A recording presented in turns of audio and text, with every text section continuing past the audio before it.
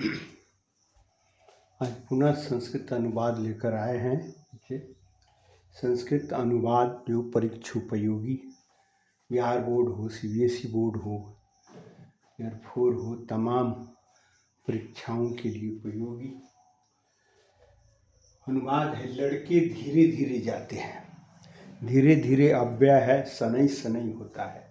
तो आप देखते हैं लड़के बहुवचन है तो बालका हो जाएगा, धीरे धीरे के शनै शनै, क्योंकि बहुवचन है तो इसलिए अंति लगेगा। बालकः शनै शनै गच्छन्ति। दूसरा है गंगा एक पवित्र नदी है। अक्सर परीक्षा में यह प्रश्न पत्र पूछे जाते हैं। तो पहले हम बना देंगे गंगा नदी है, गंगा नदी अस्ति है समान रूप से, लेकिन यह नदी शब्द पवित्र शब्द नदी के लिए आया है, एक शब्द भी नदी के लिए आया है। इसीलिए चूँकि नदी स्त्रीलिंग है इसलिए पवित्रा लिखेंगे, एक को भी स्त्रीलिंग बनाएंगे, एका लिखेंगे। तो अनुवाद होगा गंगा एका पवित्रा नदी अस्ति। गंगा एका पवित्रा नदी अस्ति। तीसरा अनुवाद कमल खिलता है। चौथा है कमल खिलते हैं। जैसे कल हमने बताया था वृक्ष से पत्ता गिरता है, वृक्ष से पत्ते गिरते हैं। तो कमल खिलता है, इट मीन्स एक कमल है। तो एक कमल है तो कमलम नपुंसक लिंग है, कमलम विकसति लिखेंगे। अनेक कमल होंगे तो कमलानी विकसंती।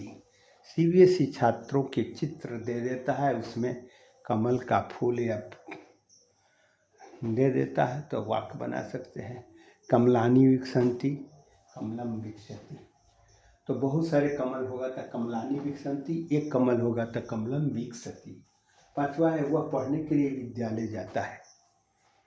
वह जाता है सामान्य है, स गच्छति वह जाता है।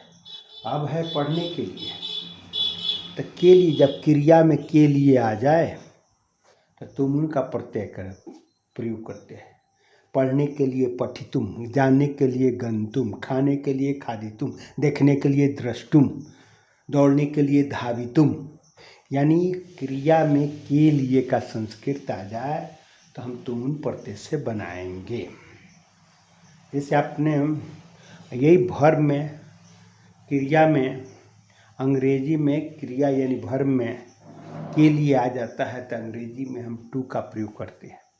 पढ़ने के लिए टू रीड, खाने के लिए टू ईट बनाते हैं। उसी तरह संस्कृत में इसी टू की जगह तुमुन का प्रत्यय प्रयोग करेंगे। पढ़ने के लिए पठितुम, और तुमुन प्रत्यय कत्वा प्रत्यय, दो प्रत्यय ना, जहाँ जाएगा उसमें महलंत लगाएंगे। कहाँ जाता है? विद्यालय। विद्यालय के पहले तुमुल प्रत्यय इसलिए विद्यालय में लिखेंगे। ऐसे भी नियम है, कहीं भी जाओ महलंत लगाओ। तो स पठितुम विद्यालयम गच्छति, वह पढ़ने के लिए विद्यालय जाता है। वह दौड़ने के लिए क्षेत्र जाता है। स धावितुम क्षेत्रम गच्छति। इस तरह अगला है वह चोर से डरता है। एक भित्रार्थानम भयेतु सूत्र है।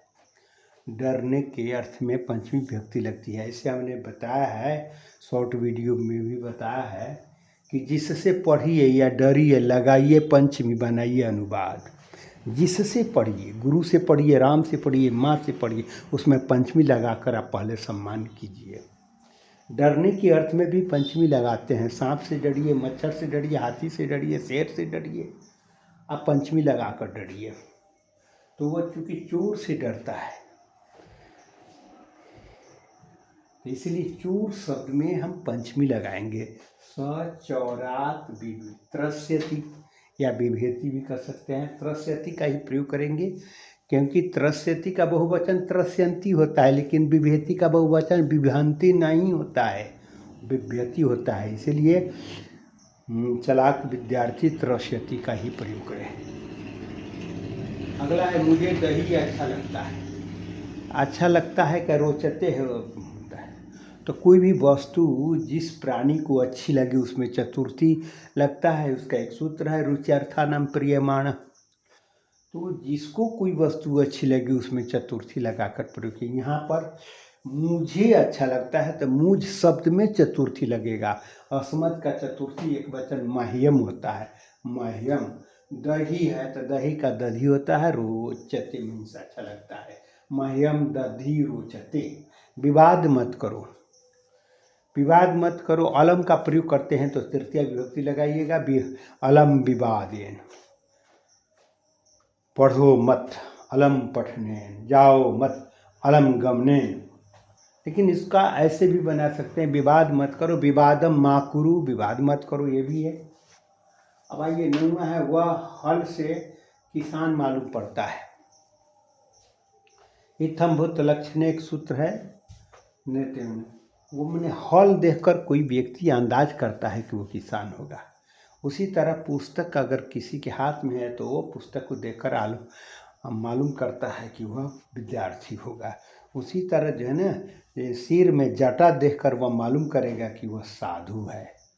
तो जिस चिन्ह से जिसको हम पहचानते हैं उस चिन्हवाचक शब्द में तृतीया विभक्ति लगती है।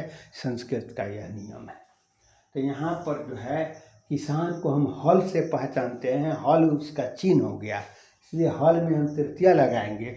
स हलेन कृषक मालूम पड़ता है का प्रतीयते।